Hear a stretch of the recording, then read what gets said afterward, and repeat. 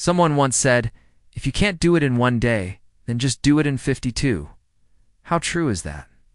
But we are not talking about some ordinary projects. We are talking about rebuilding a wall around the city of Jerusalem.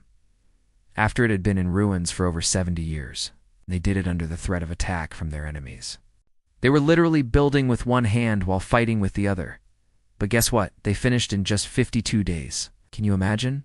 But how did they do it? What was their secret? Well, let's go back to the book of Nehemiah, chapter 6, verses 15 and 16. So the wall was finished in 52 days, and the people shouted for joy. And all the people from the surrounding nations trembled and were afraid at the sight of the wall and of the people of Israel. For they knew that this work had been done with the Spirit's help, and they feared the God of Israel. You see, Nehemiah and his generation had a vision to rebuild the city of Jerusalem. It was a vision given to them by God. And despite all the opposition, all the discouragement, and all the attacks from their enemies, they did not give up. So when you have a dream that God has put in your heart, the devil will always try to discourage you. He will send his demons to distract you, to make you give up. Sometimes those distractions come in the form of doubt. Sometimes they come in the form of fear, like fear of failure, fear of rejection, or even fear of success. But whatever the form may be, the enemy will try to distract you. But here's the good news. The enemy cannot swim in the depths of the Holy Spirit. When you walk in the Spirit, when you are led by the Spirit, when you have the vision that comes from God, the enemy loses all power. That's exactly what happened to Nehemiah and his generation. They had the vision to rebuild the city of Jerusalem, and they didn't let anything or anyone stop them. They rebuilt the wall, and in doing so, they demonstrated to the world that it was God who had done it.